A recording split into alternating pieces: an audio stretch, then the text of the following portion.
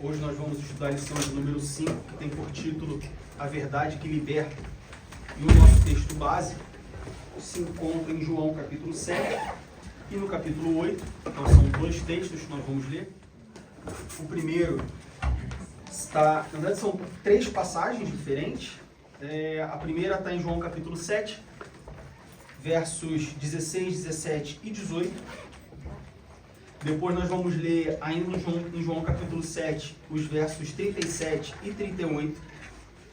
E por fim, João capítulo 8, do verso 31 ao verso 36. Então, João capítulo 7, versos 16, 17 e 18. Depois nós vamos pular para 37 e 38, mesmo capítulo, João capítulo 7. E por fim, João capítulo 8, do verso 31 ao verso 36. E essa vai ser a base para o nosso estudo de hoje. Amém? Então, João capítulo 7, versículos 16, 17 e 18 dizem assim: Jesus respondeu e disse-lhes: A minha doutrina não é minha, mas daquele que me enviou. Se alguém quiser fazer a vontade dele pela mesma doutrina, conhecerá se ela é de Deus ou se eu falo de mim mesmo. Quem fala de si mesmo busca a sua própria glória, mas o que busca a glória daquele que me enviou, esse é verdadeiro, e não há nele injustiça. Agora, versículos 37 e 38 do capítulo 7 de João. E no último dia, o grande dia da festa, Jesus pôs-se em pé e clamou dizendo: Se alguém tem sede, que venha a mim e beba. Quem crê em mim, como diz a Escritura, rios de água viva correrão do seu ventre. Agora vamos para o capítulo 8, versos 31 a 36. João, capítulo 8, do verso 31 ao verso 36. Jesus dizia, pois, aos judeus que criam nele: Se vós permanecerdes na minha palavra, verdadeiramente sereis meus discípulos. E conhecereis a verdade vos libertará. Responderam-lhe: Somos descendência de Abraão e nunca servimos a ninguém. Como dizes tu, sereis livres? Respondeu-lhes Jesus: em verdade vos digo que todo aquele que comete pecado é servo do pecado. Ora, o servo não fica para sempre em casa, o filho fica para sempre. Se, pois, o Filho vos libertar, verdadeiramente sereis livres. Bom, esse é o texto base da nossa lição de hoje. Como eu disse, o título da nossa lição é A Verdade que Liberta. E nós vamos ver, estudar essa passagem, ou essas passagens, né? Aqui nós temos duas passagens, três textos que falam sobre esse assunto. A primeira, o texto que nós começamos lendo lá no capítulo 7, verso 16, é quando Jesus ele chega na festa do tabernáculo. Jesus, ele estava na Galileia e ele não queria ir a Jerusalém inicialmente porque as pessoas em Jerusalém queriam matar Jesus, queriam prender Jesus. Então Jesus ele se demora um pouco para ir para Jerusalém, depois ele vai a Jerusalém. E aí a gente vai ver a saída de Jesus de Jerusalém. Depois Jesus chega em Jerusalém, ele vai na festa do tabernáculo. E aí quem sabe dizer o que era a festa do tabernáculo, o que ela representava? Quanto tempo ela durava, mais ou menos? Quem lembra? Quem já fez seminário? Ou quem já estudou? Nós temos o calendário judaico tinha diversas festas. A festa do tabernáculo durava 7 dias. Ou dura 7 dias ainda, na verdade. E ela representa, né, a presença de Deus no meio do povo. Festa do tabernáculo, porque durante esse período eles armam tendas, ficam nas tendas, e isso remete ao período do Êxodo e representa a presença de Deus e a provisão de Deus no meio do povo. E aí depois, durante a festa do tabernáculo, Jesus então ele vai e ele ensina no templo. E aí nós temos capítulo 7, né, versos 16, 17 e 18, que nós lemos. Depois a gente passa, depois dali, Jesus sai daquilo ali, quando acaba a festa, Jesus sai dali e vai para o Monte dos Oliveiras, e aí a Bíblia diz no versículo 8 que logo de manhã os fariseus, os escribas, eles trazem uma mulher adúltera para tentar pegar Jesus ali no pulo, a gente vai falar sobre isso. E aí, mediante essa situação, Jesus então dá uma palavra para eles, né? Jesus, sabendo, conhecendo o seu coração, Jesus, como todos nós conhecemos, eu imagino, Jesus fala, olha, quem não tem pecado, atira a primeira pedra. Jesus então lança sobre eles uma palavra, e por essa palavra aquela mulher, ela é liberta, a gente também vai falar sobre isso.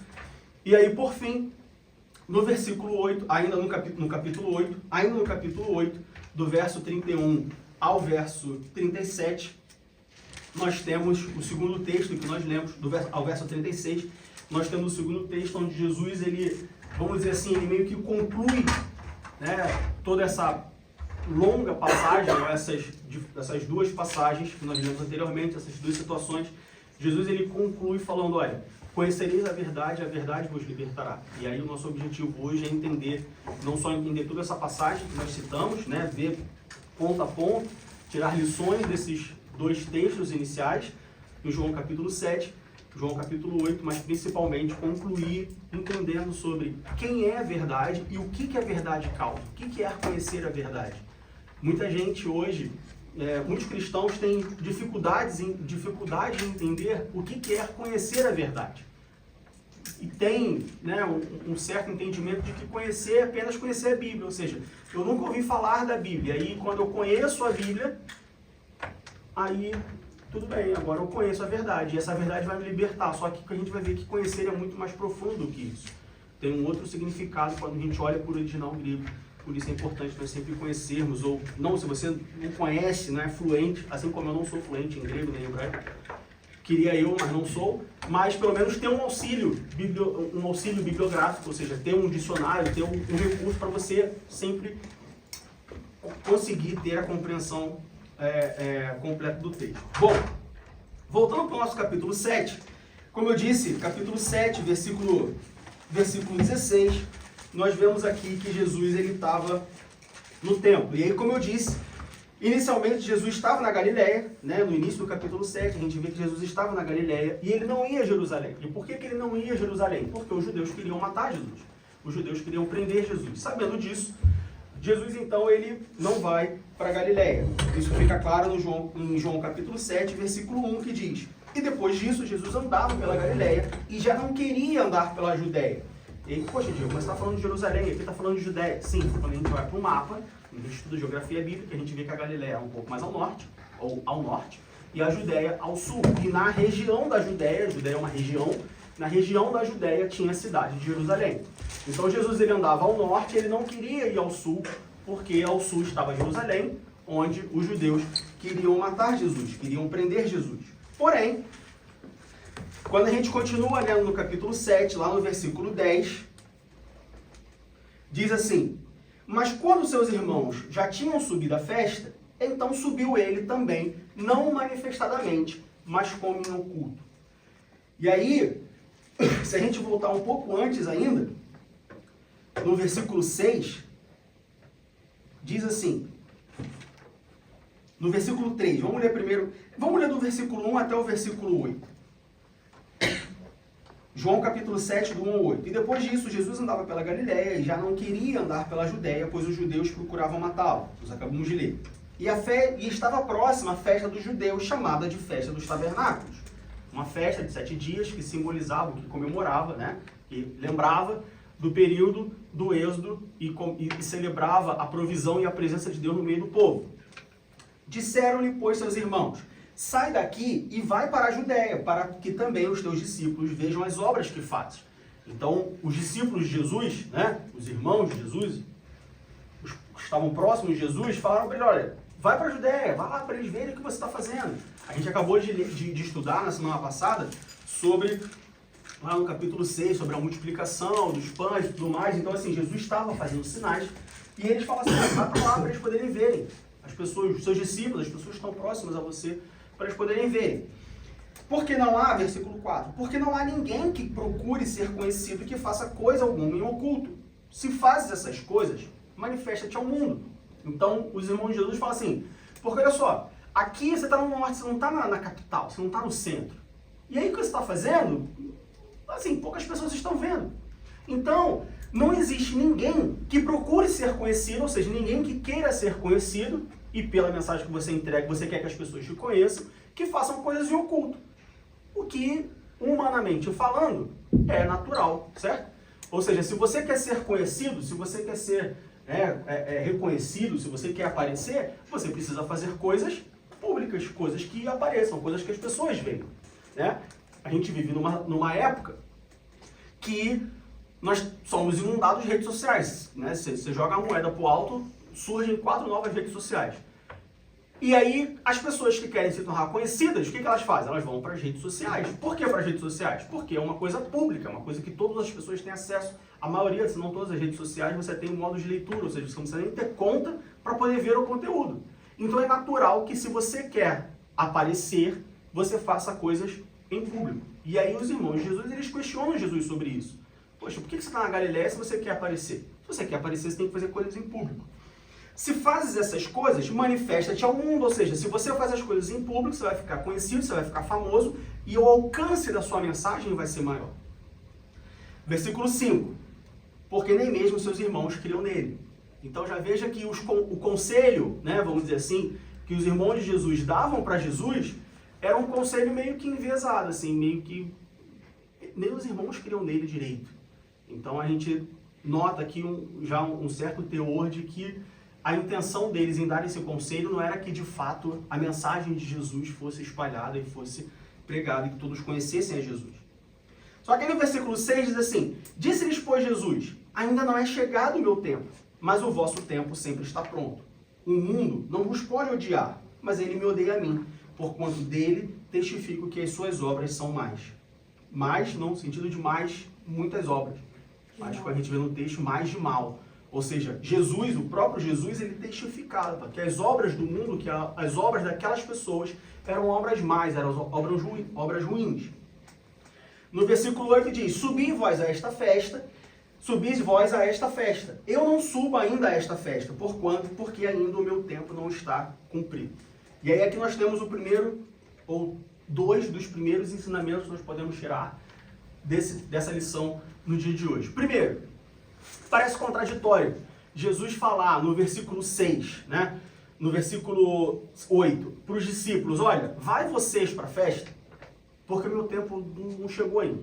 Ou seja, o tempo de eu ir lá e aparecer para os judeus e eles verem o que eu estou fazendo, não chegou ainda. Então vai vocês, e eu vou ficar aqui. Só que aí no versículo 10, diz que quando seus irmãos já tinham ido à festa, Jesus decidia a festa. Parece meio contraditório, muitas pessoas vão dizer: pô, Jesus é bipolar? Porque ele acabou de falar para os discípulos que não ia para a festa, para os seus irmãos: agora não vou para a festa, vai vocês, meu tempo não é chegado ainda. E aí passa um tempo que, né, provavelmente não é muito tempo, alguns dias. Jesus então ele muda de ideia. Jesus é bipolar? Jesus tem algum transtorno? Por que Jesus mudou de ideia? Esse é o primeiro ensinamento. E que ensinamento é esse? Não é que Jesus mudou de ideia. É que Jesus sempre teve as suas atitudes guiadas pelo Pai, por Deus. Então não é que Jesus acordou um dia falando assim: não vou para a festa. Aí dormiu e no dia seguinte, não que de fato tenha se passado apenas um dia, mas no dia seguinte ele acordou e falou: quer saber? Acho que eu vou para a festa agora. Não, é porque ele era guiado por Deus. Apesar de Jesus também ser Deus, mas ele sempre, enquanto esteve nesse mundo, durante os 33 anos de vida, Jesus ele sempre submeteu a sua vontade à vontade de Deus. Ou seja, 2 dias antes, 3 dias antes, 4 dias antes, seja lá quantos dias antes eram, e a gente sabe que era uma questão de dias e não de semanas e de meses, porque senão Jesus tinha perdido a festa, né? Mas a Bíblia diz que Jesus ele chega durante a festa do tabernáculo. Ou seja, poucos dias fizeram diferença. O que isso nos ensina? Isso nos ensina que, primeiro, nós devemos sempre submeter a nossa vontade à vontade de Deus. Ainda que sejam questões de dias, ainda que sejam questões pequenas, ainda que sejam coisas bobas. Bobas no sentido, né, entre aspas. Ainda que sejam coisas que para nós, aos nossos olhos, falam assim: poxa, mas coisa pequena, assim, diferença boba. E eu preciso esperar em Deus mesmo, assim. Poxa, Deus mandou eu ir no dia 15. Acho que eu vou no dia 12. Não, mas se Deus mandou dia 15, é dia 15. Poxa, mas hoje é dia 12. Eu não posso ir hoje? Não, porque Deus mandou dia 15. Ele não mandou dia 12. Ele não mandou dia 17. Ele mandou dia 15. Poxa, mas dia 12 é mais barato, ou dia 17 é mais barato. Sim, mas ele mandou dia 15. Se ele mandou dia 15, então vai dia 15. Então o primeiro ensinamento é esse. O segundo ensinamento que nós encontramos apenas nessa introdução é que os discípulos falam para Jesus, olha, se você quiser ser conhecido, se você quiser espalhar a tua mensagem, você precisa fazer coisas públicas. E aí a gente vê uma coerência nas atitudes de Jesus. Por que coerência? Porque, primeiro, Jesus ele não dá ouvido aos seus irmãos e ele não vai para Jerusalém para se tornar público. Ou seja, a preocupação de Jesus não era que ele fosse conhecido. A preocupação de Jesus era que a sua mensagem fosse eficiente, fosse eficaz, fosse entregue no momento certo para as pessoas certas. Precisamos aprender com isso, porque hoje no mundo, onde, como eu disse, o mundo de redes sociais, o mundo onde tudo, ou quase tudo que nós fazemos se torna público de alguma maneira, e aí, se você não quer que se torne público, então você tem que literalmente se desconectar 100%, porque até mesmo quando você não tem uma atitude, uma ação ativa de publicar algo, você acaba sendo publicado, ou a sua imagem, ou a sua ideia, enfim, você acaba estando público. Jesus, ele fala, olha, eu não quero eu ser conhecido, eu quero que a minha mensagem seja conhecida, eu quero que aquele que me enviou seja conhecido. E isso deve nos servir de alerta, principalmente na pregação do Evangelho. E por que eu digo isso? Porque, infelizmente, existem muitas pessoas que, com a desculpa da pregação do Evangelho, elas acabam se expondo ou acabam trazendo mais holofote para elas mesmas do que para a pregação do Evangelho. E aí você vê, por exemplo, pessoas, líderes, pastores, pessoas, né, de todos os grupos, que, com a desculpa de pregar o Evangelho, elas acabam sendo mais conhecidas do que o Evangelho que elas pregam. Isso é antibíblico. E aí, de novo, quando a gente fala sobre antibíblico, a gente está falando, não falando de uma coisa que negue a Bíblia, mas uma coisa que é divergente da Bíblia. Obrigado. Vou repetir. Pessoas que, com a desculpa da pregação do Evangelho, elas acabam se tornando mais conhecidas do que o Evangelho que elas pregam. Precisamos pensar sobre isso. Então você tem pessoas que elas são mais conhecidas pela postura delas, pela atitude delas, pela pessoa delas, do que pelo Evangelho que elas pregam. Às vezes, ou na maioria das vezes, até o Evangelho que elas pregam é mais sobre elas do que sobre a pessoa de Jesus Cristo, que, como nós já vimos em outras situações, é o ponto central da mensagem do Evangelho. Então, pessoas que, quando elas pregam o Evangelho, ou com a desculpa de pregar o Evangelho, elas usam a pregação do Evangelho para contar sobre elas mesmas. E aí, quando termina a pregação, você fala assim, caramba, essa pessoa é boa. Caramba, vou mudar os meus atos para eu fazer igual essa pessoa fez, porque ela fez e deu certo. Porque ela fez e colheu esse resultado. Então, veja como que sempre foi um problema pessoas quererem colocar a sua própria imagem acima da causa que elas defendem. Nesse caso, no nosso contexto, a pregação do Evangelho. E aí, por que eu disse que Jesus é coerente? Porque, da mesma maneira como ele não quis ir para a Judéia antes do tempo determinado para poder se fazer conhecido, no versículo 10 diz, mas quando seus irmãos já tinham subido à festa, então subiu ele também, não manifestadamente, mas como em oculto. E aqui a gente encontra a coerência de Jesus. Porque se Jesus fosse incoerente, o que Jesus tinha feito? Não, olha só, eu não vou com vocês não, eu vou ficar aqui, não chegou o meu tempo ainda. Mas não porque de fato não tinha chegado o tempo dele, mas porque Jesus queria ir sozinho, Jesus queria chegar lá e, não, eu cheguei aqui sozinho, todo mundo para e me olha e tal, eu quero os holofotes só para mim, não quero eu com os meus irmãos. Mas não, no versículo 10 diz que ele foi depois de um tempo, ou seja, quando Deus mandou ele ir, quando de fato tinha chegado a hora, e ele não foi público, ele foi em oculto, ele foi na maciota, ele foi, sem fazer alarde. Ele foi sem fazer muita propaganda, ou sem fazer propaganda nenhuma. Um outro ensinamento para nós. Precisamos tomar cuidado com aquelas pessoas, falsos mestres, falsos ensinadores, falsos doutores, falsos pastores, falsos líderes, que se preocupam mais em como eles vão chegar do que a mensagem que eles vão levar. Jesus aqui, ele não queria saber como ele ia chegar. Claro, não como ele ia chegar no sentido de que meio de transporte ele ia utilizar, mas no sentido de que Jesus não queria anunciar que está chegando. Jesus não precisava de cartaz, Jesus não precisava de foto, Jesus não precisava de anúncio de televisão. Evidente, não existia televisão naquela época. Mas, assim como hoje existem meios de publicidade, naquela época também existiam meios de publicidade, a gente pode assim dizer. Claro, não são os mesmos meios, evidente, são 2000 anos de diferença. Mas o fato é que Jesus, ele foi em oculto. Jesus não precisou anunciar que ele foi. E isso é um ponto que nós podemos utilizar, ou esse tipo de comportamento, é algo que nós podemos utilizar não para julgar, mas para, de certa maneira, classificar a quem nós temos ouvido, a quem nós temos relacionando. Será que as pessoas estão mais preocupadas em dizer que chegaram do que em levar a mensagem do Evangelho? Talvez. De novo, não estou falando para julgar, mas são pontos que nós podemos coletar para, talvez, prestar mais atenção. Esse pastor, essa pessoa, essa irmã, esse líder, esse indivíduo, essa pessoa, será que ela não está fazendo muito alarde sobre a pessoa dela? Será que ela não está mais preocupada em dizer, olha, cheguei na Europa, hein? Olha, cheguei na Alemanha, do que, de fato, trazer a mensagem do Evangelho, pregar o Evangelho? É uma coisa que nós precisamos prestar atenção. Porque isso pode ser um dos indícios de que, talvez, essa pessoa esteja querendo mais atenção para ela mesma do que para o Evangelho que ela está dizendo que está pregando. Primeiro ensinamento que nós encontramos nessa palavra, nessa passagem.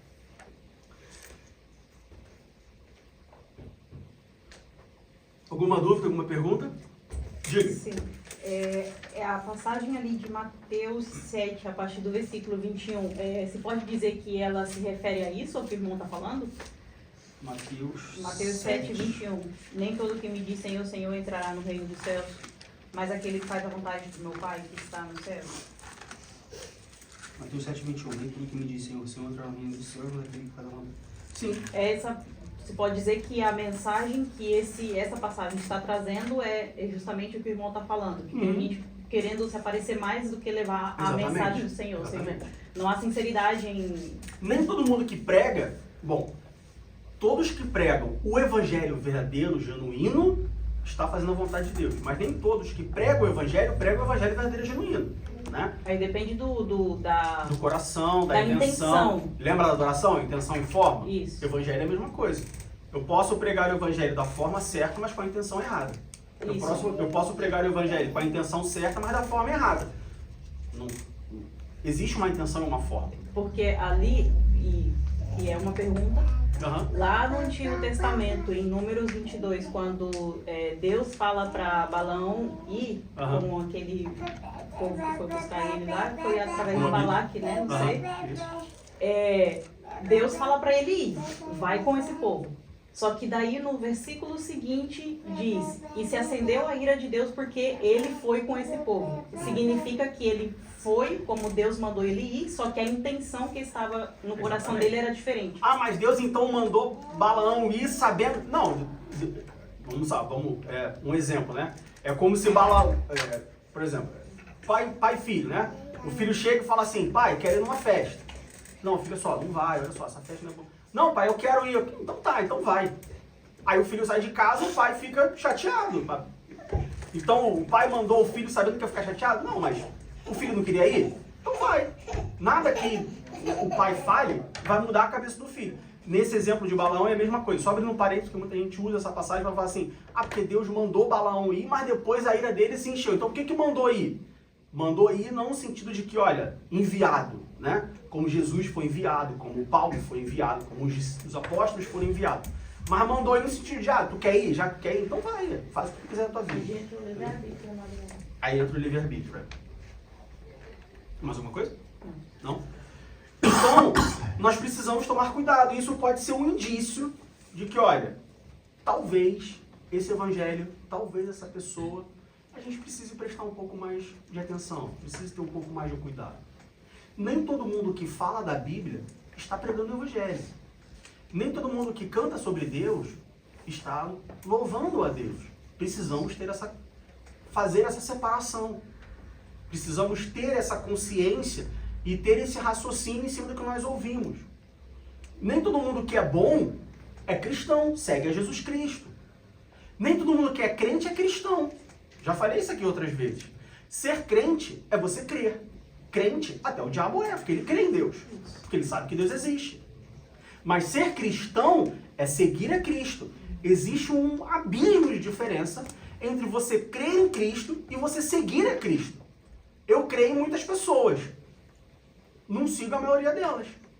Né? Mas eu creio. Então precisamos ter essa separação entre quem é crente e quem é cristão. Quem fala do Evangelho, quem prega o Evangelho. Ok? Mais alguém? Alguma pergunta? Algum comentário? Não? Então vamos seguir. Então, a gente vê Jesus subindo discretamente a festa do tabernáculo. Ou seja, tudo que Jesus não queria era atenção. No sentido ruim do termo. Tudo que Jesus não queria era aparecer. Jesus estava único e exclusivamente preocupado em levar a sua mensagem. Entregar a sua mensagem. Na hora certa, no momento certo, para as pessoas certas. Tá? Precisamos aprender com Jesus na hora de nós pregarmos o Evangelho. Temos que ter estratégia para pregar o Evangelho. Não basta só a intenção, também temos que observar a forma. E como que a gente sabe a forma, Diego? João capítulo 6, versículo 38, nos mostra a fórmula que Jesus utilizou. João capítulo 6, versículo 38 diz: porque eu desci do céu não para fazer a minha vontade, mas a vontade daquele que me enviou. Aqui tem uma excelente estratégia de como pregar o Evangelho, fazendo a vontade daquele, não que nos enviou, mas que nos salvou. E não a minha vontade. Então eu não prego o Evangelho porque eu quero. Eu prego o Evangelho porque Deus quer, porque Jesus mandou. E se é ele que quer, se é ele quem mandou, então ele que tem que me dizer a hora que eu tenho que pregar e a hora que eu tenho que ficar calado. Tá? Seguindo adiante, no verso 10 diz então que Jesus foi manifestadamente, foi ao templo, subiu ao templo, não manifestadamente, mas como em oculto. E aí no versículo 14, diz assim, e aí do versículo 11 ao versículo 13, nós vemos que as pessoas murmuravam, as pessoas tinham um burburinho, tinha um certo disse-me-disse sobre Jesus. E no versículo 14 diz assim, mas no meio da festa, subiu Jesus ao templo e ensinava. E aí aqui a gente pode abrir um parênteses sobre Jesus parece incoerente, certo? Porque a gente viu que os irmãos de Jesus falam para Jesus ir para Jerusalém. Aí Jesus fala assim, não, olha só, não é chegar na minha hora, vai vocês. Aí passa um pouco de tempo, Jesus recebe o sinal verde de Deus, do Pai. Olha, pode ir para Jerusalém, pode ir para a Judéia. Aí Jesus decide ir, e aí ele não vai em público, ele vai em oculto. E aí agora sim, parece uma incoerência, porque se Jesus não queria chamar a atenção, por que ele chega no templo e ele vai ensinar? Não parece incoerente isso? Não parece coerente com a atitude de Jesus de subir discretamente? Porque se você chega no templo e você ensina, logo você ganha a atenção de quem você está ensinando. Se torna público. Então parece uma incoerência o fato de Jesus subir discretamente, mas quando chegar no templo, ele vai no templo para ensinar. Porque se ele de fato não quisesse atenção para ele, se ele de fato não quisesse aparecer, ele não ensinaria. Ele subiria ao templo e ficaria ali, no sapatinho, ficaria ali escondido, ficaria ali. Mas não. No versículo 11, no versículo 13 e no versículo 14, diz que no meio da festa, ou seja, no ápice da festa, não foi nem no início e nem no final. Nem no início, onde algumas pessoas não chegaram de viagem, nem no final, quando algumas pessoas já estão cansadas, já estão indo embora. Não, no meio da festa, ou seja, no ápice, no prime time, no horário 9h30 da noite, depois do Jornal Nacional, Jesus chega no templo e vai ensinar. Parece incoerente. Mas por que, apesar de parecer incoerente, Jesus estava fazendo isso? Porque, de novo, não era sobre o que Jesus queria, era sobre o que Deus queria. Por isso nós precisamos estar debaixo da direção de Deus. Até para pregar o Evangelho. Porque vai ter momentos que Deus vai falar assim, olha, agora você não vai pregar o evangelho. Agora você vai só ouvir o que a pessoa está querendo desabafar com você. E vai ter momentos que você vai falar assim, bom, agora eu não posso pregar o evangelho, porque se eu pregar o evangelho aqui, eu tô lascado. E eles vão falar assim, não, é agora que você vai pregar o evangelho. Agora você tem atenção. E isso é muito fácil de nós compararmos olhando para a história da igreja, principalmente para a história recente.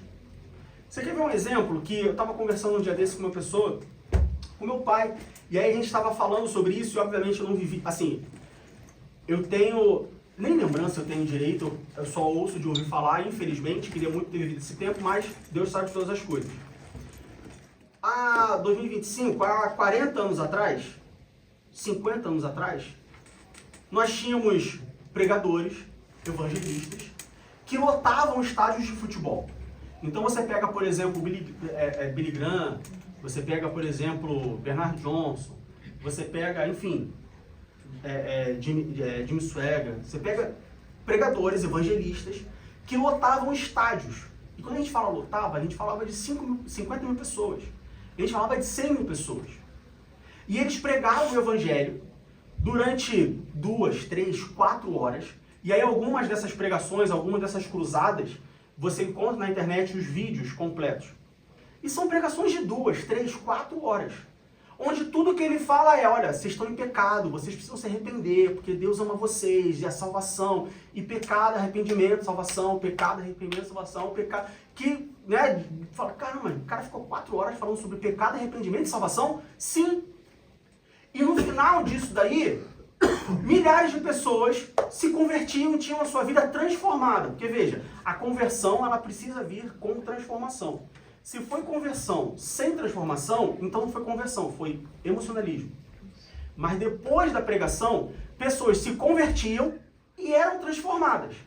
Aí você anda 50 anos na frente. Hoje você tem cruzadas, pregações, eventos cristãos que, primeiro, não lotam 10% da capacidade do estádio. O estádio é para 80 mil pessoas, ele mal consegue colocar 8 mil pessoas. Segundo, não tem mais 4 horas de duração. Às vezes até tem 4 horas de duração. Mas não são 4 horas de pecado, arrependimento, salvação. Pecado, arrependimento, salvação. Aí se você for perguntar o porquê, a pessoa vai falar assim, mas é que fica muito repetitivo, né? Vou passar 4 horas falando sobre pecado, arrependimento e salvação? Poxa, mas isso não é comercial. Quem vai pagar para poder ir no evento, para ficar ouvindo 4 horas, 3, 2 horas, que essa pessoa que pagou, ela é uma pecadora, ela tem que se arrepender e ela precisa de salvação, ninguém vai pagar. E aí quando você vê no final do evento, quantas pessoas se converteram e foram transformadas? De novo, é um abismo de diferença. Alguma coisa está errada. O que pode estar errado? Vamos enumerar? Será que a mensagem, será que o Deus que opera tudo isso, será que ele mudou? Bom, na Bíblia a gente vê que não mudou. Será que a mensagem, será que o ambiente? Bom, eu diria que o ambiente de hoje é até muito melhor do que anteriormente, né? Porque assim, o estádio de futebol hoje, né? Vamos pegar um estádio de futebol, por exemplo, que a gente usou. Ele é muito mais confortável do que hoje. Será que é o acesso ao evento? Bom, né? Hoje é muito mais fácil você chegar nos lugares. Será que a propaganda? De novo, hoje, como a gente já falou, propaganda, você consegue fazer uma propaganda absurda. O que mudou? A mensagem. A pessoa que falou a mensagem. Então veja que precisamos ter estratégia, precisamos estar debaixo da orientação de Deus para que o evangelho que a gente esteja pregando seja eficiente. Atinja o que de fato ele tem que atingir, o que ele tem que atingir. Então aqui parece uma incoerência, Jesus subir ao culto, mas chegar lá e ensinar. Mas não é incoerência, é orientação de Deus. Jesus estava sob orientação de Deus. A segunda coisa que nós podemos refletir aqui, Jesus ele sobe ao templo e como a gente falou, ele poderia, né, não fazer várias coisas, mas ele escolheu, e aí, claro, não que ele tenha escolhido, de certa maneira, envolveu a sua vontade, mas envolveu a sua vontade em obedecer à vontade de quem o enviou, a vontade do Pai. Jesus, então, ele ensina o templo. E aí, o que isso pode nos fazer de reflexão? Quando nós viemos ao templo, o que a gente faz? Já parou para pensar nisso? A gente falou um pouco sobre isso quando a gente teve aula sobre adoração algumas semanas atrás. Quando nós vamos ao templo, o que nós fazemos lá? Adoramos. Precisamos pensar sobre isso. O que eu estou fazendo quando eu vou ao templo? Porque o salmista diz, olha, eu quero ir ao templo, eu quero morar todos os dias no templo. Eu fico alegre quando eu sei que eu vou ao templo. Ou seja, ele nem chegou no templo ainda, ele já estava alegre. Porque ele sabia que ele ia. Aqui a gente está, né? Quando chegou no templo, o que Jesus fez? Olha, eu não posso chegar no templo, na casa do meu pai, e não fazer nada. Eu preciso fazer alguma coisa. O que eu vou fazer? Vou cumprir a vontade dele. Qual é a vontade dele? É ensinar? Então eu vou ensinar. Poxa, mas você vai ser preso, mas... Não, mas se a vontade dele é ensinar, então eu vou ensinar. O que nós fazemos quando nós viemos ao templo? Precisamos pensar sobre isso. Precisamos refletir sobre isso. Quando eu vou ao templo, o que eu faço lá? Primeiro, eu vou lá para fazer alguma coisa? Eu vou lá só para ficar de bobeira? Segundo, se eu vou lá para fazer alguma coisa, o que eu faço lá? Será que eu vou lá e o que eu faço é só causar dissensão? É só causar disse-me-disse? É só causar fofoca? É só causar, né, problema? Ou será que quando eu vou lá, eu estou lá disposto para fazer alguma coisa boa, produtiva? Eu estou lá para quê? Para pregar o evangelho? Eu estou lá para ajudar a servir? Eu estou lá para arrumar? Eu estou lá para limpar? Eu estou lá para quê? Aqui nós vemos que sempre que nós vamos ao templo, nós vamos ao templo para fazer alguma coisa. E aí a nossa irmã falou muito bem, eu vou lá para ouvir a palavra, eu vou lá para louvar. Sim, mas de maneira, se a gente classificar entre ativo e passivo, ir lá para ouvir a palavra, ir lá para ouvir o louvor, isso é uma coisa mais passiva, no sentido de que a gente vai lá, né? Não estou desmerecendo. Mas também temos o lado ativo, vamos dizer assim, que é o lado de, né, de servir. O lado de estar ali fazendo alguma coisa, não vou falar útil, né, mas que também é útil orar e ler e ouvir e tudo mais, mas eu acho que deu para os irmãos entenderem o sentido do ativo e do passivo. Precisamos refletir sobre isso. Parece uma incoerência, mas Jesus, quando vai ao templo, ele vai para fazer alguma coisa. Sempre que você vê Jesus no templo, ele está fazendo alguma coisa. Uma hora ele está no meio dos fariseus, dos doutores, abrindo o rolo, né? E lendo lá em Isaías, cumprindo a profecia sobre ele. Uma hora ele está no templo ensinando, uma hora ele está no templo tirando todo mundo, chicoteando todo mundo, porque estavam fazendo comércio dos animais lá dentro do templo. Mas alguma coisa ele estava fazendo. Jesus nunca foi no templo parado. Se nós somos cristãos, ou seja, seguimos a Cristo, se Jesus é o nosso exemplo, nós sempre devemos fazer o que Jesus fez. Então, se toda vez que Jesus foi ao templo, ele foi fazer alguma coisa, toda vez que eu vou ao templo, eu tenho que ir fazer alguma coisa também. Não posso achar que eu vou chegar no templo, né, a florzinha, tem uma outra expressão que eu esqueci agora, mas é aquela pessoa que ela é especial, né? Então ela não pode fazer nada no templo. É o crente de banco, né? Que só... É o crente bancário, é. Só fica no banco, só pra cá. E aí uma vez eu vi, porque tem um ditado que diz, né? O crente que não serve, não serve. Já ouviram esse ditado? Uma vez, conversando com uma irmã, ela tava pistola, porque ela falou, porque esse pessoal fala que crente que não serve, isso é um absurdo, tá, não sei o que. Bom, biblicamente falando, o crente que não serve. Porque crente, a gente pode mudar isso para o cristão que não serve. Porque crente, a gente já falou sobre isso. Mas todo cristão, ele é um servo. E um servo só serve se servir. O trocadilho ficou bem bacana, né? Mas bom, quer falar? Diga. Só serve se servir no templo? E se a pessoa está servindo fora? O servir no templo aqui é um exemplo, né? Obviamente que o cristão que serve, ele não serve só no templo. Então, quando eu saio do templo, eu não sirvo eu tiro o meu chapéu, né, a minha roupa de crente e só sirvo no templo. Obviamente que não, tá? Mas é curioso alguém que só serve lá fora, mas não serve aqui dentro. É a mesma coisa a pessoa que fala assim, não, eu não vou para a igreja para orar, eu oro na minha casa. Mas é interessante observar, né, é curioso, a uma pessoa que não ora na igreja, não lê a Bíblia na igreja, mas só lê a Bíblia na rua, mas ora na rua, ou em casa, ou seja, em qualquer outro lugar. É curioso, assim, você ouve muito isso, tá? Mas é curioso, é uma atitude curiosa. Porque se aqui é o local dedicado para isso, bom, logicamente, é difícil imaginar que a pessoa que não faz isso aqui dentro vai fazer lá fora. Normalmente, via de regra, a pessoa faz aqui dentro e isso se estende lá para fora. E não ao contrário. Entendeu? É curioso. Não estou falando que não existe, não estou falando que é impossível. Estou falando que é uma coisa curiosa. Você, né? É porque cada um tem os seus dons, né? Sim. Cada um tem os seus dons. E é por isso que na igreja tem diversas coisas para você fazer, diversos dons. Na igreja, assim, com certeza, não falta coisa para fazer. Pois é. Então, assim, normalmente, ou tecnicamente, nós somos lá fora uma extensão do que nós somos aqui dentro. Então, é curioso a situação de uma pessoa que... Não, mas eu sirvo muito lá fora. Mas na igreja, você faz o que? Não, na igreja eu não faço nada. Mas por que você não faz nada? Porque não tem obra? Porque não tem espaço? Porque, assim, existe um... Né? Mas um fato curioso. Uma igreja grande... Isso porque eu já fui, né? Da videira era bem grande. Então era difícil você... É tanta gente que é difícil você... Assim, lógico que teria alguma coisa para mim fazer. Pela minha experiência, eu já fui de igreja grande, já fui de igreja média, já fui de igreja pequena. Bom, membro, só igreja grande e igreja pequena. Mas já frequentei igreja média. E a minha experiência é que... Minha experiência, eu digo, não que eu seja... 80 anos de vida, né? O cara é o experiente. Não, mas a minha breve experiência e no meu breve conhecimento, eu diria que 99% das vezes tem coisa para fazer, só que não é o que a pessoa quer. Entendeu? Vou te dar um exemplo bem rápido para a gente seguir. Lá no Brasil a gente trabalhava com casais e a gente tinha um encontro de casais. Acontecia uma vez por ano. E o encontro de casais, se eu não me engano, acho que era para 25 casais, 50 pessoas. E para fazer um encontro para 50 pessoas, a gente precisava do dobro disso de gente trabalhando, ou seja, 100 pessoas.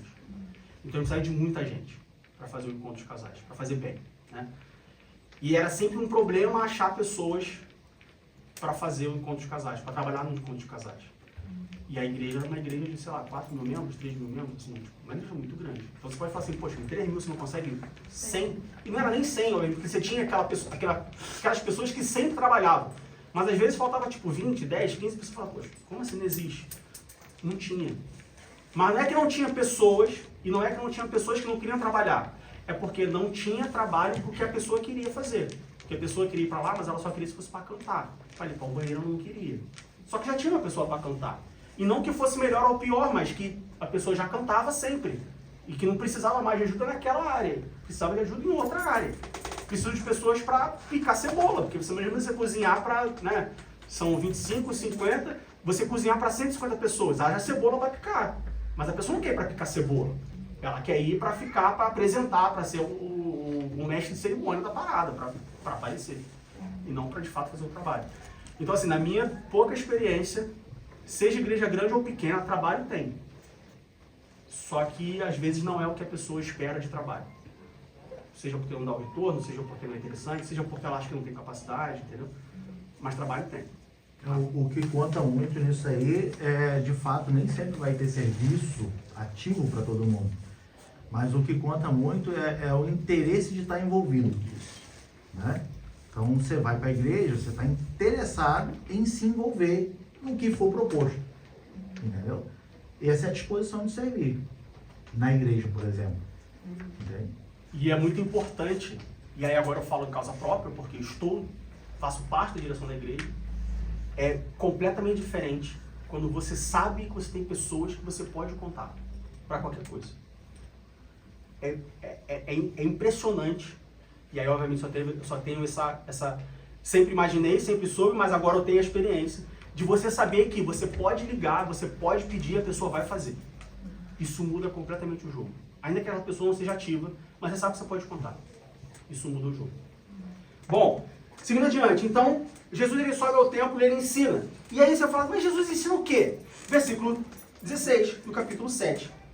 João capítulo 7, versículo 16, no versículo 14, no meio da festa, subiu Jesus ao templo e ensinava. E os judeus maravilhavam-se, dizendo, como sabe este letras? Não as tendo aprendido. Porque Jesus era filho de carpinteiro, ao contrário do que se prega, já ouvi pessoas falando sobre isso, que Jesus era rico, porque Jesus morava na Galiléia, porque Jesus era marceneiro, né? Jesus tinha casa na praia, papapá, e Jesus andava de BMW de hoje. Ao contrário do que se... casa na praia. Ao contrário do que se prega, Jesus não era classe alta, tá? Jesus era uma pessoa normal. Assim, uma pessoa normal no sentido físico, mas também, né, classe social. Então os judeus se maravilhavam, tipo, como que ele sabe isso tudo? Se ele não aprendeu. Versículo 16 diz, Jesus respondeu e disse, a minha doutrina não é minha, mas daquele que me enviou. E aqui nós temos umas 2 lições para aprender. Primeiro, qual doutrina nós temos aprendido? Qual doutrina nós temos... eu preguei sobre isso na semana passada. Qual doutrina nós temos aprendido? Você já parou para se perguntar que doutrina você tem aprendido? Que doutrina você tem ouvido? Que doutrina você tem crido? Que doutrina você tem praticado?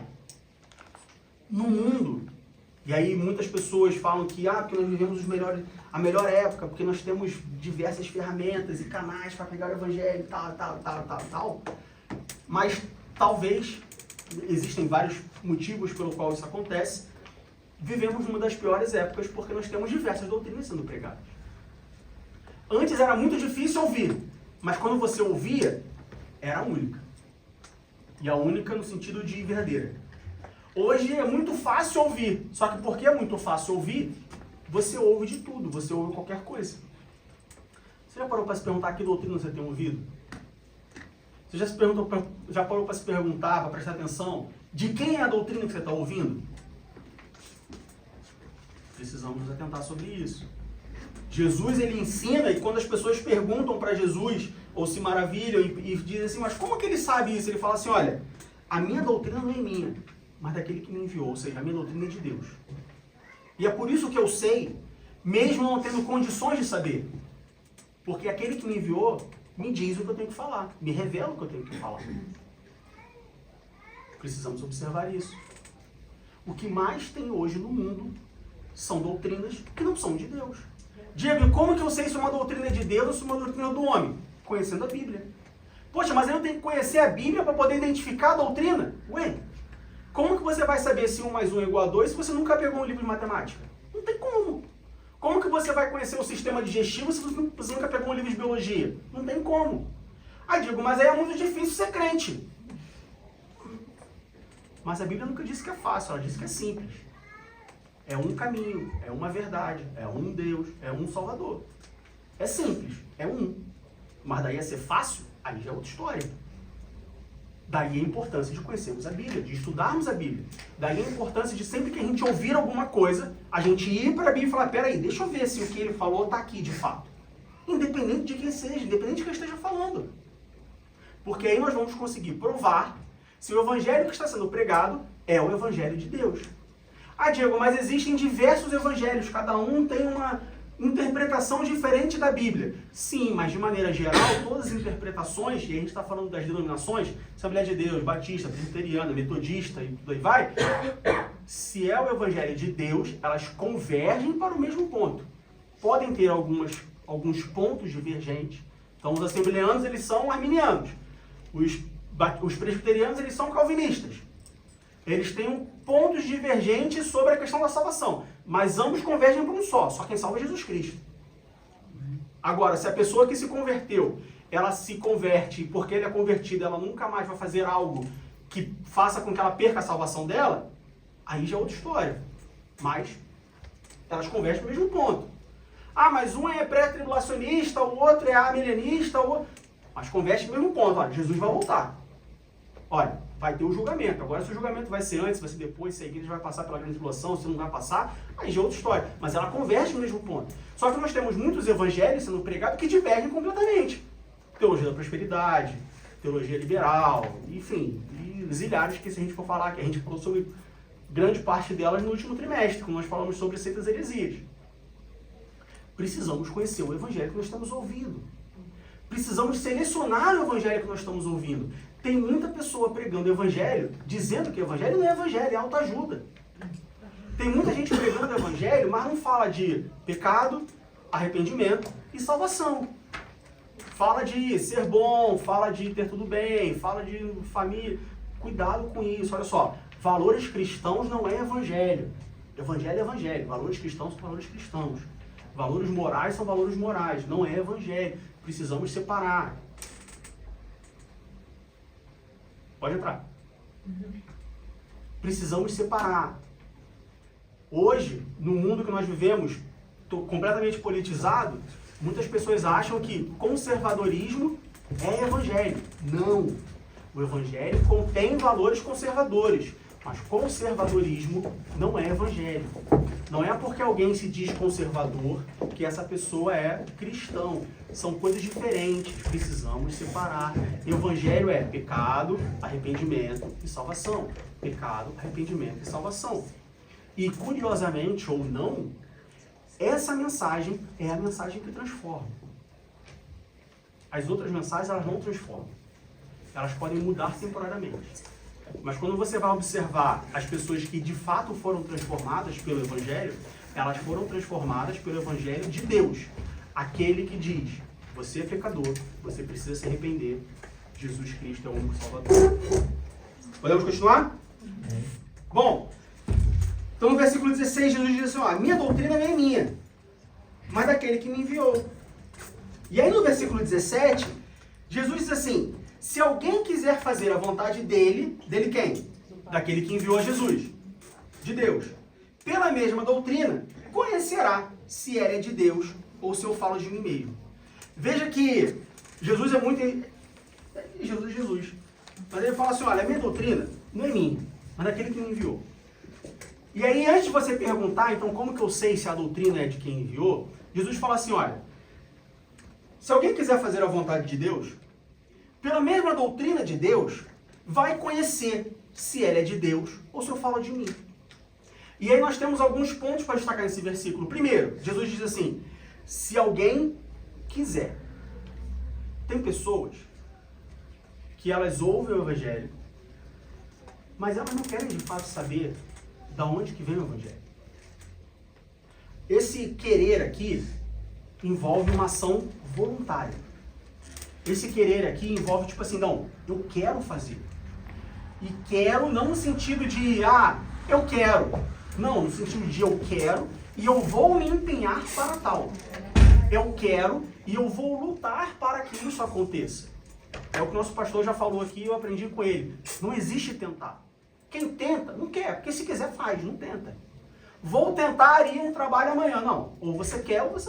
O tentar já é tipo assim, olha, eu não quero ir. Se eu mudar de ideia, então eu vou. Se alguém quiser, ou seja, não basta querer, mas está empenhado em querer. Tem pessoas que não querem conhecer a verdade. Se chegar para ela, bem. Se não chegar também está tudo certo. Mas Jesus diz, se alguém quiser fazer a vontade de Deus, ou seja, não só querer, mas se empenhar, não só querer, mas se dedicar, não só querer, mas estar disposto a fazer a vontade de Deus, pela mesma doutrina de Deus, conhecerá se ela é de Deus ou se eu falo de mim mesmo. E aí aqui a gente aprende sobre aquelas pessoas que falam assim, tá, me prova que eu estou errado. Eu não tenho que te provar nada. Você prega o evangelho da pessoa, você fala para a pessoa fala assim, tá bom, me prova que eu estou errado. Eu não tenho que provar nada. Porque eu não fui chamado para provar que eu estou certo. Eu fui chamado para pregar o Evangelho. Se você quiser conhecer o Evangelho, pela vontade de Deus, você vai aprender o Evangelho. Agora, eu não tenho que provar nada. Eu não tenho que convencer ninguém. Tá, então me convença. Eu não tenho que convencer ninguém. A Bíblia diz que quem convence é o Espírito Santo. A minha função é pregar. A minha função é pregar o Evangelho. Essa é a minha responsabilidade. A responsabilidade de quem ouve o Evangelho é querer conhecer o Evangelho e aí fazer a vontade de Deus e aí assim provar se o Evangelho que eu preguei, se o Evangelho que eu anunciei é de fato o Evangelho de Deus ou não. E uma vez que isso estiver provado para ela, o Espírito Santo convence. Não é a minha função como pregador do Evangelho provar nada para ninguém. Não é a minha função como pregador do Evangelho fazer as pessoas, convencer as... Não. A minha função é pregar o Evangelho puro e genuíno. Mas veja que é uma responsabilidade dividida. Porque a pessoa que ouve o Evangelho, ela precisa querer. Não se prega o Evangelho para quem não quer ouvir o Evangelho. Não adianta. não é eficaz, não é eficiente. Adianta eu pegar uma pessoa bêbada e pregar o evangelho para ela? Não adianta, a pessoa está bêbada. Ela está drogada, ela está completamente fora de si. A não ser que aconteça um milagre, e aí esse milagre a gente pode dizer com o Espírito Santo, Jesus Cristo, através do seu poder, tornar essa pessoa sóbria para ouvir o evangelho, humanamente falando, não adianta. É jogar, como é que fala? Pérolas aos porcos, como é que é? Pérolas aos porcos. Não que a pessoa bíblica seja um porco, mas, né? Digo. A palavra de Deus não diz que devemos pregar em tempo e fora de tempo? Sim, tempo e fora de tempo. Mas quando a palavra de Deus diz que nós devemos pregar tempo e fora de tempo, é nós pregarmos sem, como que eu posso dizer, sem considerar de que, não, aqui não é hora, aqui não é lugar, mas guiado pelo Espírito Santo, pregar sempre que tivermos que pregar. Então, por exemplo, pregar a palavra tempo fora de tempo. Não, meu irmão, olha só, é Covid. Covid, assim, pregar o evangelho durante a Covid, as pessoas... Então, é melhor a gente deixar quieto e... Vamos fazer uma pausa. Não, só, pregar tempo fora de tempo. Em tempos bons e em tempos ruins. Sempre debaixo da orientação de Deus. É claro que eu não vou pegar uma pessoa que acabou de perder um parente como Covid, que eu já vi isso acontecer muitas das vezes, não só Covid, mas no enterro, e falar assim, tá vendo? Morreu, foi pro inferno, porque morreu sem salvação, aceita Jesus, para você não ter... Aí é pregar tempo fora de tempo? Não, aí é pregar de forma ignorante. Então eu não posso pregar o evangelho no velório? Pode e deve. É um excelente momento para pregar o evangelho. Mas não falando, olha, morreu, vai pro inferno. Se você não quiser ir pro inferno junto com ele, então aceita. Então, precisamos, né? Tempo fora de tempo, debaixo da orientação de Deus. Diego, respaldando essa questão que você estava falando de não prega o evangelho para quem não quer ouvir, né? É o mesmo princípio de que Tiago diz que, olha, antes de dizer Jesus te ama, dá de comer e dá de beber. Porque se o cara está com fome, com frio, ele não vai ouvir o evangelho. Exatamente. Então primeiro eu mato a fome dele, dou roupa para ele, e depois eu prego o evangelho para ele. Exatamente. Né? Exatamente. Bom, versículo 18, Jesus diz, quem fala de si mesmo busca a sua própria glória, mas o que busca a glória daquele que o enviou, esse é verdadeiro e não há nele injustiça. E aqui, mais uma vez, a gente pode trazer de volta o que nós já falamos sobre, você está ouvindo o evangelho, mas a pessoa está pregando, que evangelho a pessoa está pregando? De quem que a pessoa está falando? Porque tem muitos e muitos e muitos pastores, muitos e muitos pregadores, líderes, que eles pregam e no final da pregação você fala assim, caramba, essa pessoa é boa, hein? Rapaz, a família dele é abençoada. Olha, que homem de Deus. Mas o evangelho ficou para lá. Por quê? Porque ele não pregou o evangelho de Deus.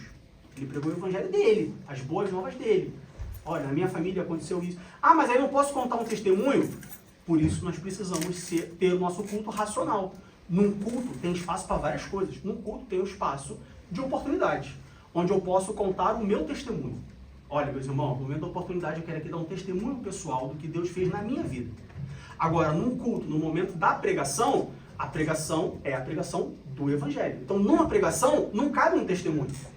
Porque se eu usar um testemunho numa pregação, no final da pregação as pessoas vão ficar com o testemunho e não com o evangelho que foi pregado.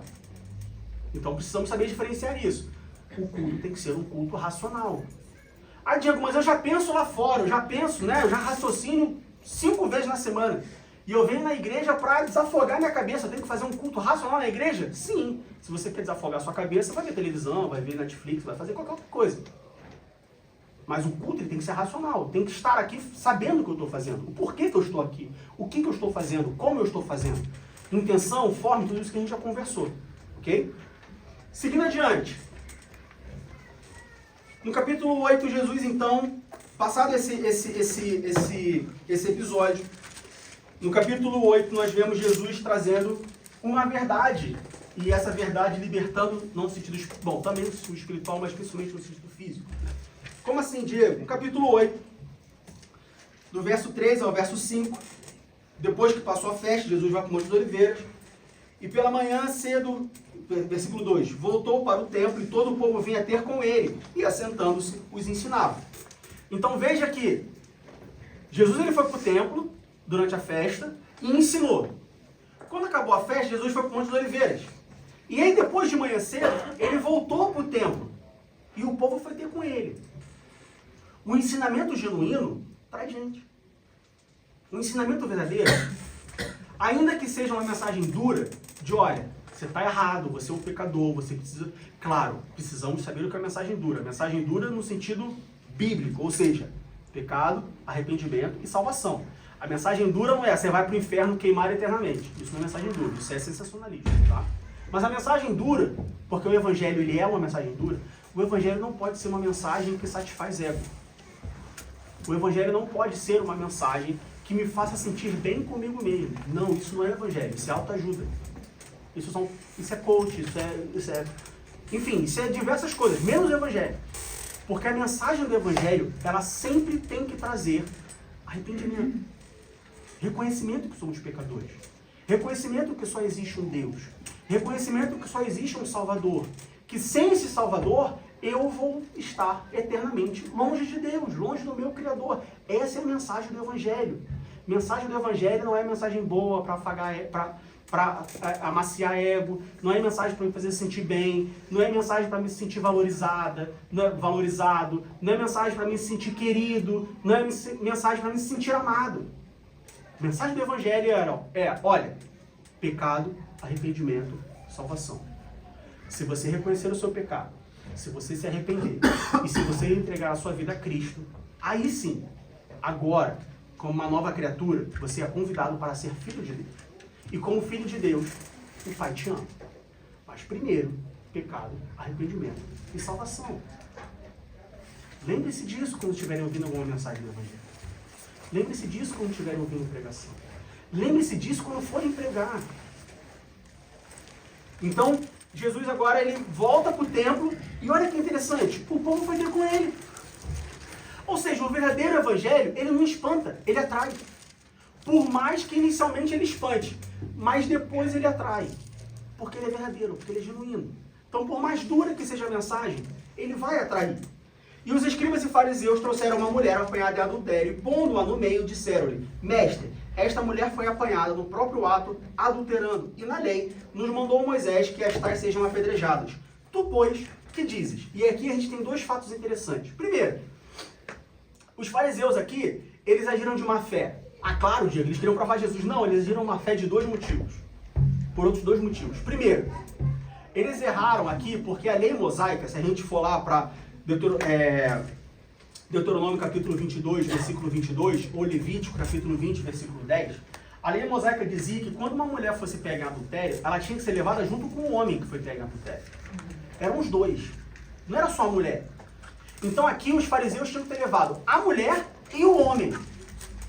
Então eles já erraram aí. O que nós podemos aprender com isso? Aquelas pessoas que querem separar partes da lei, ou separar partes da Bíblia. Ela quer pegar a Bíblia, ela quer pegar a lei de Deus, e ela quer falar assim, não, isso aqui dá pra mim, isso aqui já fica pra lá, isso aqui eu posso, isso aqui eu não posso.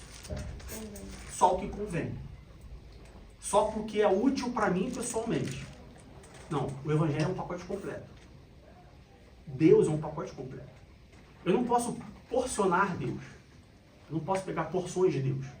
Eu não consigo pegar Deus e existe muito isso hoje, principalmente, customizar Deus. Hoje você customiza tudo. Você customiza carro, casa, enfim. Né? Você vai na lojinha comprar doce. Você customiza o doce que você quer. Você pega só no meu caso, eu pego só o azedo, não pego enfim, você customiza. Deus não é customizável. Ou seja, quando eu compro o pacote Deus, e aí obviamente a gente está usando uma linguagem figurada, ninguém pode comprar a Deus, tá? Mas quando eu recebo o pacote Deus, eu recebo Deus. Amor, justiça, Senhor, Criador, pacote completo. Eu não posso pegar Deus e falar, não, eu quero só a parte do amor. Não, eu tenho que pegar a parte da justiça. Eu tenho que pegar a parte daquele que se ira diante do pecado. Eu tenho que pegar também o Senhor, aquele ao qual eu devo ser submisso. Não, mas e o livre-arbítrio? Existe o livre-arbítrio.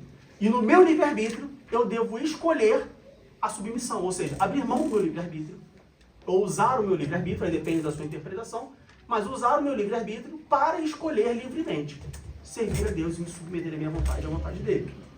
Então, esse foi o primeiro ponto. Segundo ponto, os fariseus sabiam que, bom, trazendo a mulher, se Jesus fala não apedreja, ele estava quebrando a lei mosaica. E Jesus não poderia, de maneira nenhuma, quebrar a lei mosaica. Não que Jesus podia fazer o que ele quiser. Mas, tanto que Jesus fala assim, olha, eu não vim quebrar a lei nenhuma, eu vim aperfeiçoar a lei. Tá? Porque se Jesus, no momento que Jesus quebrasse a lei mosaica, era tudo que os judeus precisavam para, né, desacreditar no discurso dele. Então, se trazendo a mulher, Jesus falasse, não apedreja, bom, esse homem quebrou a lei mosaica. Mas se Jesus falasse assim, não, apedreja, aí os judeus poderiam denunciar Jesus para os romanos. Porque quando a gente vai lá para João capítulo 18, versículo 31, João capítulo 18, versículo 31, quando Jesus está diante de Pilatos, diz assim, disse-lhes, pois, Pilatos, levai-o vós e julgai-o segundo a vossa lei. Disseram-lhe então os judeus, a nós não nos é lícito matar pessoa alguma. Ou seja, pela lei romana, os judeus não podiam aplicar a pena de morte eles mesmos. Então veja que os fariseus, eles colocam Jesus numa situação onde que, primeiro que, né, mudam a lei, não mudam a lei, não mudaram a lei aqui, mas eles, né, só trouxeram a mulher, não trouxeram o homem, e eles colocam Jesus numa situação onde, se Jesus não executasse a pena, ele quebraria a lei mosaica. Se ele executasse a pena, ele quebraria a lei romana. Ou ele seria, né, julgado, morto, penalizado, perseguido pelos judeus, ou pelos romanos. Olha que situação. Como que sai de uma situação dessa? Imagina você diante dessa situação. Talvez não necessariamente com uma mulher adúltera na sua frente, você dizendo se vai apedrejar ou não, mas imagine situações do cotidiano, situações do dia a dia, aonde, se você fizer A, só tem duas opções. Se você fizer A, vai dar ruim daquele lado. Se você fizer B, vai dar ruim do outro lado. E aí, como que a gente faz? O que eu tenho que fazer então? Nessa situação, o que acontece? Como deve ser a minha atitude? Jesus nos dá uma solução. Qual a solução que Jesus deu? Capítulo 8, versículo 7.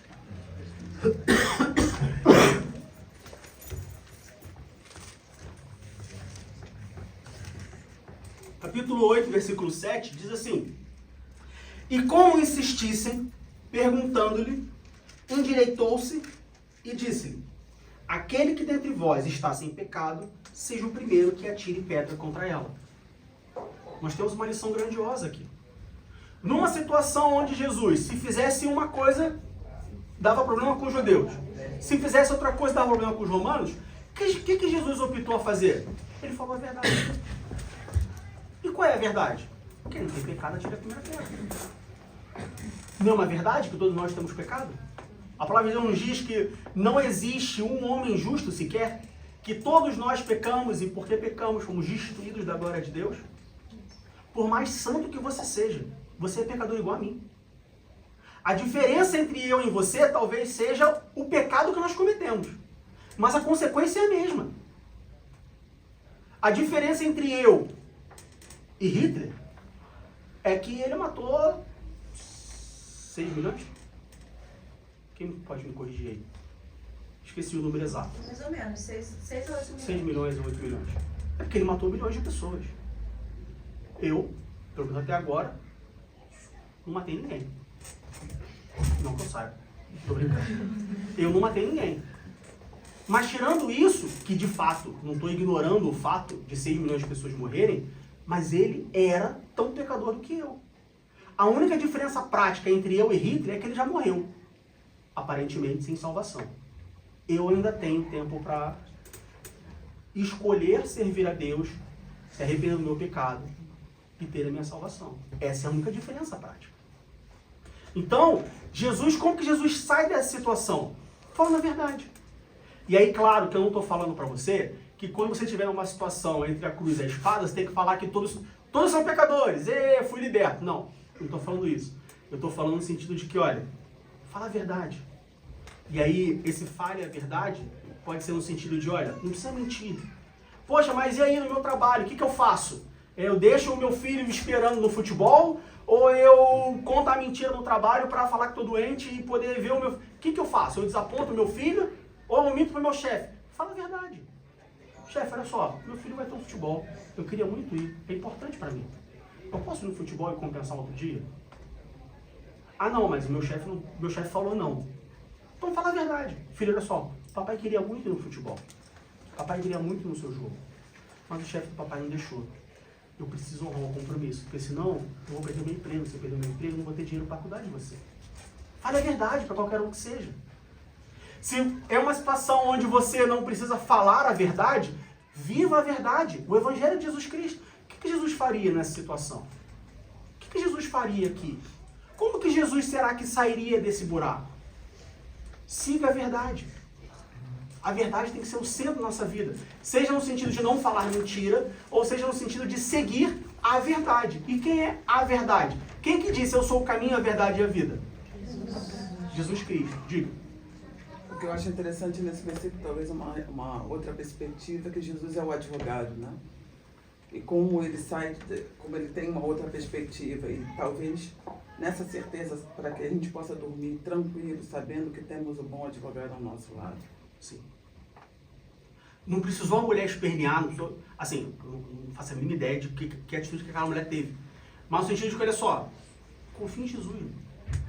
Ele é o nosso advogado. Ele é quem resolve os B.O. É ele quem resolve os problemas, é ele quem luta, é ele quem... É ele. A mulher podia ter corrido. Imagina se essa mulher foge. Não ia adiantar nada. Eventualmente vão pegar ela de novo. Imagina se essa mulher pega a pedra e taca de volta nos outros. Aí ele ia ser julgado por assassinato. Enfim, nada do que essa mulher pudesse fazer, se é que ela podia fazer alguma coisa, ia resolver o problema dela. A única coisa que resolveu o problema dela foi o advogado, o nosso advogado, tratando com a verdade. Olha, apedreja. Quem não tem pecado, atire a primeira pedra. E aí, por conta dessa verdade, quando Jesus fala a verdade, aquela mulher é liberta. E aqui nós temos duas aplicações, uma física e uma espiritual. Primeira, a gente já falou, seja verdadeiro, fale a verdade, viva a verdade, e ela vai te libertar fisicamente. Ela vai te tirar dessas situações em que nós, ainda que no início possa parecer que, poxa, não deu muito certo, poxa, eu falei que o meu chefe não deixou eu faltar, eu falei que o meu filho queria no futebol, meu filho ficou chateado. Mas ele vai entender, porque você usou a verdade. Física e espiritual. A verdade, Jesus Cristo, o Evangelho puro e genuíno, ele liberta da escravidão do pecado. Quando Jesus fala a verdade para aquelas pessoas, né, aquela mulher é liberta. E aí, mais uma vez, a gente deve fazer uma autoanálise, a gente deve, né, ter o entendimento de que o Evangelho que eu tenho ouvido, ele me liberta, ou ele só faz um carinho, ou ele só me traz um refresco momentâneo. Ele só me traz um bem-estar momentâneo. Muitas pessoas. E aí, mais uma vez, a gente pode destrinchar isso em outros dois pontos. Existem as igrejas, os líderes, os pastores, os cristãos, ou tecnicamente crentes, que pregam o evangelho que só está preocupado ali no momento. Só está preocupado ali no só. É para você voltar depois. Porque se eu te der a verdade que te liberta, você não vai voltar. Então é só um temporário. Mas também tem as pessoas que só procuram uma verdade temporária. É o que eu sempre falo. Existem muitas falsas doutrinas sendo pregadas. Só está sendo pregada porque tem gente para ouvir. Só está sendo ensinada porque tem gente para aprender. Então também existem o lado das pessoas que elas não querem o evangelho que liberta. Elas não querem a verdade que liberta. Elas querem aquilo que vai trazer uma solução temporária para hoje. O amanhã a gente vira. O amanhã a gente vê no que dá. É igual cartão de crédito. Quando você usa um cartão de crédito, tecnicamente, você está falando assim, olha, eu não quero pagar isso aqui hoje. Eu vou comprar isso aqui e amanhã eu vejo como é que eu faço. Normalmente, o ideal é que você compre tendo dinheiro. Ou seja, amanhã você paga o cartão de crédito, você paga a fatura que você usou para comprar hoje. Mas tem muitas pessoas que falam assim, ah não, bota aí, depois eu vejo como é que faz, depois a gente resolve. Tem muita gente que é assim dentro da igreja. Ela vem para receber a mensagem de hoje, então ela não quer o evangelho. Então ela quer ouvir, não, vai dar tudo certo. Não, olha, Deus é contigo. Não, ó, Jesus é seu advogado. Não, olha só, vai ficar tudo bem. Mas só para hoje. Amanhã ela vê o que faz. E aí se amanhã ela conseguir voltar na igreja para receber a mesma mensagem, amém. Se não, aí ela lida com os problemas dela. Pessoas que não querem o evangelho verdadeiro. E aí a gente volta lá para João, capítulo 7, versículo 17. Se alguém quiser envolve ação. Tem que querer. O evangelho precisa querer o evangelho. Deus, nós temos que querer a Deus. Muitas pessoas ouvem o evangelho, mas elas não querem Deus. Elas querem um amigo, elas querem um cúmplice, elas querem alguém que faça ela se sentir bem, ela quer que faça se sentir amada, ela quer apenas um suporte, ela quer uma desculpa. Ela quer um tipo, não, eu já tentei, tentei de tudo. Mas não quis de fato. Porque quando quer, Deus está sempre disponível. Todas as pessoas que quiseram ter um encontro com Deus, que quiseram ter um encontro com Jesus, conseguiram. Se você achar um exemplo na Bíblia de uma pessoa que quis ter um encontro com Deus, quis ter um encontro com Jesus e não conseguiu, traz pra gente na semana que vem. Porque a palavra de Deus nos mostra que todos que querem e procuram, acham. Querer e procurar. Ou seja, tem de fato que querer. Não basta apenas, acordei hoje achando. Não. Quem quer e procura, sempre acha. Amém? Alguma dúvida, alguma pergunta? Não? Então vamos ficar de pé.